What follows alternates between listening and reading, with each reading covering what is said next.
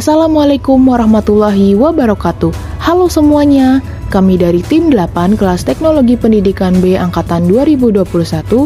Kami akan mempresentasikan materi terkait aspek pengelolaan kelas yang dilihat dari aspek lingkungan fisik kelas dan lingkungan positif untuk belajar dari mata kuliah Psikologi Pendidikan yang diampu oleh Ibu Dr. Anda Suprayekti MPD.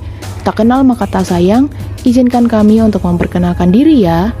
Halo, perkenalkan nama saya Kak Irina Kusuma Dewi dengan nomor NIM 11016210008. Hai, saya Nadia Dharma Putri dengan NIM 11016210002. Perkenalkan, nama saya Sultan Raffi Abdillah, NIM 1101621073. Halo, perkenalkan nama saya Ruby Stephen dari Teknologi Pendidikan B dengan NIM 110621008.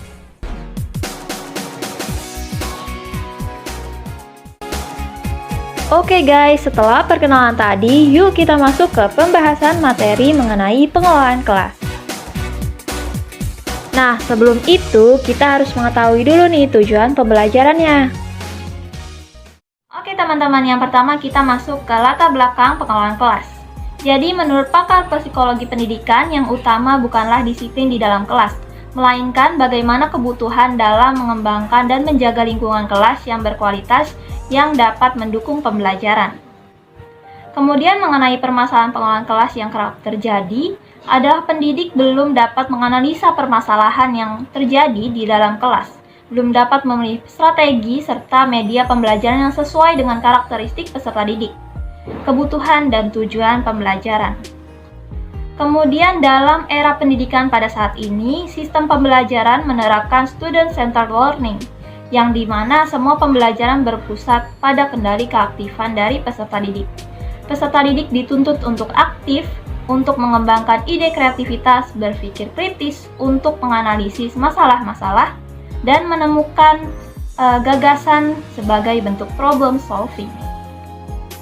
Oleh sebab itu, pendidik harus mampu menganalisa permasalahan dan kebutuhan pada kelas, baik kelas daring maupun kelas tatap muka, dan memenuhi aspek-aspek pengelolaan kelas secara optimal supaya dapat terciptanya iklim kelas yang baik.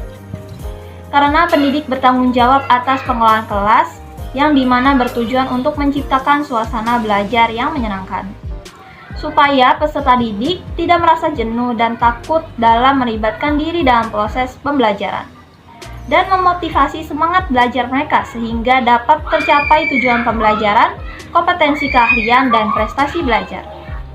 Kemudian dari latar belakang pengelolaan kelas, kita masuk ke definisi dari pengelolaan kelas. Jadi, pengelolaan kelas dapat didefinisikan sebagai upaya yang dilakukan oleh pendidik untuk menciptakan situasi kelas yang dapat berlangsung secara kondusif untuk menumbuhkan motivasi belajar peserta didik dalam rangka mencapai tujuan pembelajaran yang optimal. Baik, selanjutnya yang akan saya bahas adalah terkait fungsi dan tujuan pengelolaan kelas. Pendidik sebagai manajer kelas harus mengetahui fungsi manajemen supaya pengelolaan kelas baik tatap maya ataupun tatap muka dapat berjalan dengan optimal. Nah, menurut George R. Terry terdapat 4 fungsi manajemen yang bersifat dinamis dalam pengelolaan kelas. Yang pertama, perencanaan, yang kedua, pengorganisasian, yang ketiga, penggerakan, dan yang keempat, pengawasan. Lalu apa sih fungsi dari pengelolaan kelas itu sendiri? Yang pertama, menciptakan interaksi pembelajaran. Artinya bukan hanya pendidik yang aktif dalam menyampaikan materi, tetapi peserta didik bisa memberikan feedback, antara lain bertanya ataupun memberikan review di depan kelas dan lain-lainnya. Yang kedua, membuka ruang pengetahuan. Artinya di sini pendidik bisa sharing terkait pengetahuan yang menyambung dengan materi ataupun pengetahuan umum. Yang ketiga adalah kegiatan belajar yang menyenangkan, bisa membuka komunikasi baik antara pihak sekolah dengan pihak orang tua. Artinya pihak orang tua bisa memberikan feedback bahwa mereka puas dengan hasil pembelajaran anak-anaknya. Yang keempat, terwujudnya budaya sekolah yang optimal. Artinya bisa terselenggara budaya-budaya sekolah yang diharapkan. Oke, kita next ya. Tujuan pengelolaan kelas ini tuh apa sih? Ada 2 nih. Tujuan umumnya adalah penyediaan berbagai macam fasilitas untuk menunjang belajar peserta didik dalam lingkungan sosial, emosional, dan juga intelektual. Untuk tujuan khususnya diantaranya adalah mengembangkan kemampuan peserta didik dalam memanfaatkan alat-alat belajar, menyediakan kondisi belajar yang kondusif, serta membantu peserta didik memperoleh hasil yang diharapkan. Ya, sudah selesai penjelasan saya terkait fungsi dan tujuan pengelolaan kelas. Setelah mengetahui definisi fungsi dan tujuan pengelolaan kelas, selanjutnya akan dibahas terkait dua aspek pengelolaan kelas melalui aspek lingkungan fisik kelas dan lingkungan positif untuk belajar. Stay tune! Lingkungan fisik kelas. Lingkungan menurut disiplin teknologi pendidikan dikategorikan sebagai latar sumber belajar. Tersedia sumber belajar yang sengaja dirancang dan dimanfaatkan untuk mencapai tujuan belajar, seperti majalah dinding, proyektor, papan tulis, pojok perpustakaan di ruang kelas. Itu semua tersedia supaya memudahkan peserta didik untuk mencari informasi tambahan. Kriteria kelas sebagai sumber belajar adalah metode pembelajaran terpusat pada siswa. Pendidikan berperan sebagai fasilitator, mendorong semua untuk ikut aktif dan setiap kegiatan pembelajaran, memberikan energi yang positif, memanfaatkan teknologi dalam proses pembelajaran. Ruang kelas harus bersifat fleksibel sehingga dapat difungsikan untuk sebagai kegiatan belajar. Memperhatikan prinsip-prinsip diantaranya memastikan bahwa guru dengan mudah melihat semua siswa. Materi pembelajaran yang perlengkapan murid harus mudah diakses. Gaya pengaturan ruang kelas dapat distandarkan pada tatap muka dan klaster. Dalam pengaturan ruang kelas yang perlu diperhatikan, ukuran bentuk kelas, jumlah siswa dalam kelas, jumlah kelompok dalam kelas.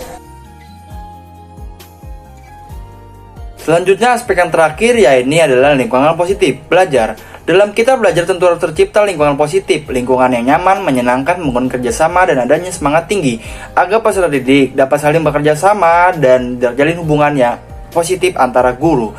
Beberapa strategi yang digunakan oleh seorang teknologi pendidikan untuk menciptakan lingkungan positif belajar. Pertama, ada gaya pengelolaan kelas, yaitu ada gaya otoritatif, yaitu mendorong siswa untuk dapat mandiri dan juga berpikir kritis. Kedua, ada gaya otoritarian, menjaga ketertiban dengan cara memberi hukuman, namun biasanya akan merusak komunikasi atau murid menjadi segan. Lalu yang ketiga, ada gaya permisif, yaitu memberikan kebebasan dan melonggarkan peraturan. Lalu yang kedua, ada aturan prosedur. Aturan yakni segala sesuatu yang mengatur perilaku seperti tata tertib. Prosedur adalah rutinitas yang dilakukan suatu aktivitas. Contoh, prosedur diskusi dan juga pada prosedur pembuatan proyek. Aturan dan prosedur dapat diwujudkan melalui buku panduan yang terdapat di sekolah. Lalu yang terakhir ada penguatan dan penghargaan yang diberikan dari guru kepada murid atas pencapaian murid agar semakin termotivasi untuk giat belajar lebih dalam. Dapat diberikan berupa acungan jempol, piagam, sertifikat, maupun sekedar kata-kata sehingga dapat membangun hubungan positif antar murid dan juga pihak internal maupun eksternal.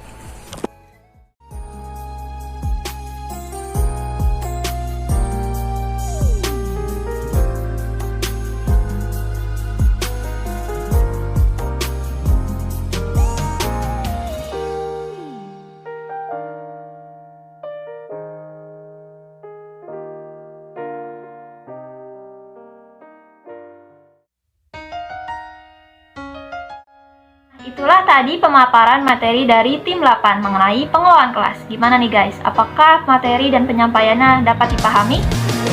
Semoga dapat dipahami dengan baik ya teman-teman dan bisa bermanfaat untuk kita semua. Sekian yang dapat kami sampaikan. Mohon maaf apabila terdapat kekurangan. Terima kasih. Jangan lupa untuk like, Jangan lupa komen ya guys. Dan jangan lupa untuk subscribe. Dadah.